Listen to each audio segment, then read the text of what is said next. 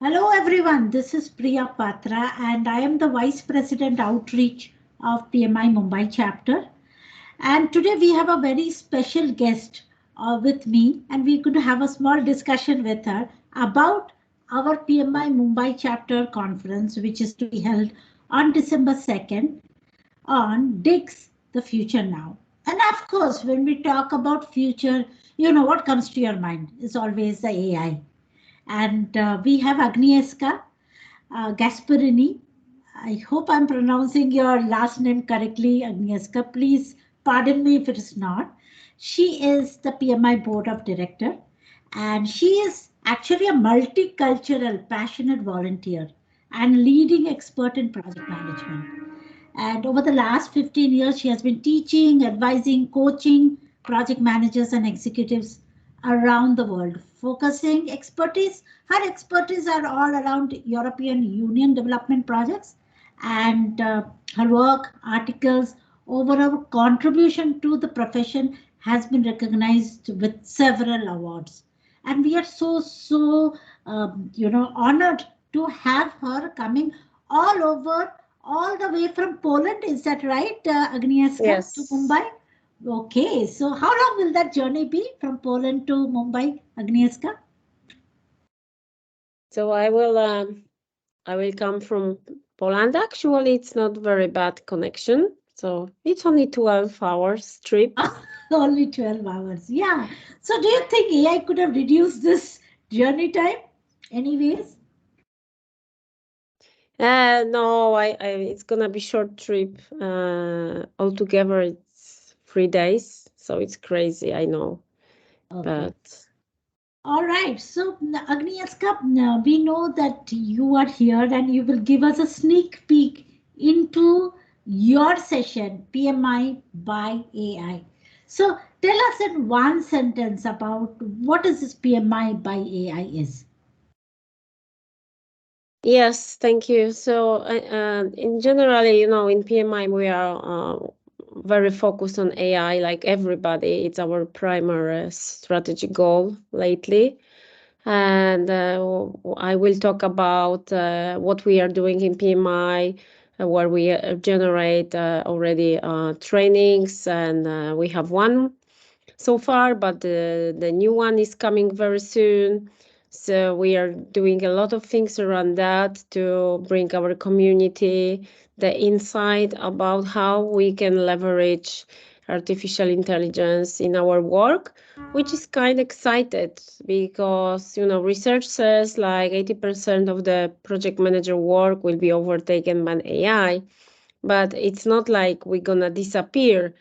We're gonna have more tools to help our work, like the work that we do repeatedly, and the AI will support us a lot. So I think it's kind of excited than scary, but there are other area where we can show our skills and excellence. For example, in managing the people, right? So I personally am very happy that the focus is more on emotional intelligence, team building, everything around leadership. Excellent. And I was just about to ask you this question after, your sneak peek in one sentence. How would AI impact project management? And I think you have covered a lot, but what are the positive impacts of AI in project management? So I think the positive thing is like the role will change a little bit and being more focused on leadership skills, power skills. Like really, we are human. We work in the teams. Projects are led by teams. So we need to focus how we organize the teamwork, how we manage the conflicts, how we create the collaboration space and everything. So I think that instead of looking into the numbers, doing a spreadsheets, creating reports, we will be more focused on people and the work of the teams. So I think it's very positive. Okay, great. So yes, even I think that AI can be, used positively. We could leverage them to our advantage. So I always think that we should not keep fretting and being scared and be take a step back, but to tackle it. And when I do so, that one thing that came to my mind is when I was in the global summit, and the PMI into AI was unveiled there, right? So, as I understand from you, it is about an ecosystem, right? It is a framework. Yeah. How to thrive in this AI world? Maybe is that correct, or you want to correct me if I'm wrong here? No, I agree. I agree. Okay, so if this is a framework, we know that we have one certification which has already been launched by PMI, the Generative AI for Project Managers. What other things that we can see in the future? So as I said, we already create another training, which Mhm. will be launched soon. There are a lot of other things that will happen soon, which I cannot talk much about yet. Okay, okay. But yes, we work a lot about AI, and we want to create a lot of content for our members. And we do a lot of webinars together with Ricardo and Antonio, and it's gonna be much more things happening around that. So stay tuned.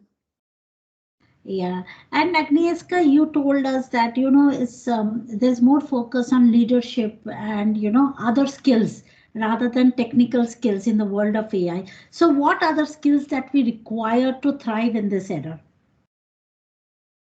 Well, I think that based on the different research we do, also PMI research, we have to develop the technical skills in terms of learning AI. That's definitely. But what is more expected is how we develop our power skills. And when we talk about power skills, how we empathize, how we also do our analytical decision making skills, because with AI, there is a lot of space for, having different insight, a lot of data, how we analyze them. And for me, analyzing the data is more technical, but how we get out of that and focus on people. So I'm personally convinced that anything that is around leadership skills, working with people, conflict resolution, I repeat again what I said, but this is the approach. And I'm happy to see that in our talent triangle, power skills are growing, and the importance of this part of the talent triangle is growing too. Yeah, definitely power skills are the skills of the future. I truly believe this.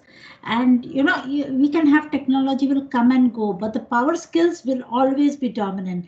For example, take the PMI value of embracing curiosity. If you don't have the curiosity in you, what will AI? How can you use AI, right? So that's where the power skills come in. Now, tell me a little about the ethics part of it in AI, right? What could be the implication? Is PMI by AI framework or the ecosystem taking care of this ethics, or what can we expect from PMI on this? Yeah, I think it's a very hot topic, and we take a big careful about ethics things. But I want to share with you an interesting insight I heard the last conference I've been in Malaga, and there was a lawyer, and she said, "But what is the problem with ethics? Like at least in Europe, we have European Commission where." There are general rules about the ethics, so there is no specific impact from AI to what we are doing because the ethics is above everything. Mhm. So I think there is a lot of discussions, but if we act ethically in general, they shouldn't be a specific issue. You know, you can broke the ethics everywhere, so you don't have to wait for AI to do that. But I would say it's a part of the of the future. Excellent. And that means you does the framework help us to act along with the ethics in AI? The Hope PMI by so. XCI? Okay. Hope so. Okay. Okay. All right. So what about inclusivity? Can AI help us to become more inclusive? Well, again, artificial intelligence is a tool. So everything we are doing is on our side, people's side. So if we are not inclusive, AI will not help. Right? Yeah. There is no magic. We know that, you know, AI, it's only data collection algorithms that creates faster than we can do the content, but cannot make the job instead of us. So if we are not inclusive, if we don't do our job, AI will not definitely do that instead of us. And as chapters and as volunteers, right? How do you think we can leverage this PMI by AI? The framework that we are going to, PMI is going to launch soon. Okay, as a long volunteer in PMI, you know, Priya, that we have a programs that we're gonna implement to support the chapters, how to do that and everything. So it's not rocket science that you will have to discover by yourself, but you will get some direction and guidance from PMI. So, and it's gonna happen very quickly. So I don't think that's a worry. I think like it's an excitement to see what's gonna happen very soon. Okay, great. And I like the way you are creating this curiosity gap. You're giving us some amount of information. Definitely, I'm more curious to understand what will come next in this field, right? And but I am a project manager from the IT domain, and so is our admin who is there on this call today. But how is it applicable for project managers across domains like pharma, like construction, uh, and other healthcare? Well, I think that in generally for the last years in PMI, we are trying to do our credentials applicable to different sectors. You know, like when we teach Agile, for example, we want to give them tools. So it doesn't have to be known only from IT or pharma or whatever. It's more like uh, where in the world, in which sector, any of project manager can apply any tools. So I wouldn't worry like, you know, how to apply in different sectors. And this is the same with how we use the AI. You've been in Atlanta, so you've seen, I hope, the new product we launched and we are piloting our chat GPT, PMI chat GPT, right? Yeah. So, you know, we are doing a lot of work and we hope that everybody will be able to use it.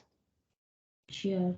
And Agnieszka, you have been speaking in many conferences, right? I know that you were in the, EMEA LIM, now in multiple chapter conferences as well. How do you see this across in different countries? How is AI catching up? Is it the same everywhere, or do you see a difference? Any examples that you want to cite from your experiences from speaking across the globe? Yes, that's a good question. I think that based on the local cultures and the maturity of our profession in different countries, some of them are very advanced, like China, for example. They are much, much more ahead of everybody, which we don't know exactly what they are doing because of the law. And some countries, you know, like in Latin America, in some countries, they are still very early stage. Uh, I cannot say like Poland, for example, where I'm here now, it's very advanced. I mean, some professions, yes. So I think it depends, like on everything. It's not only amplification of AI, but in general, we are learning very fast from other countries. So that would be the same thing. I don't know how it's in India. We can talk about that during the conference, but I do believe that in different parts of the India, you guys are very advanced, and in some parts of the India, maybe it's a very immature stage, right? So Definitely. Yeah. And you will experience it firsthand when you come here, of course. It depends on which part of the world you are. But one thought that came to my mind, the culture. You said you touched upon the culture. How does the culture impact how AI is advancing the profession?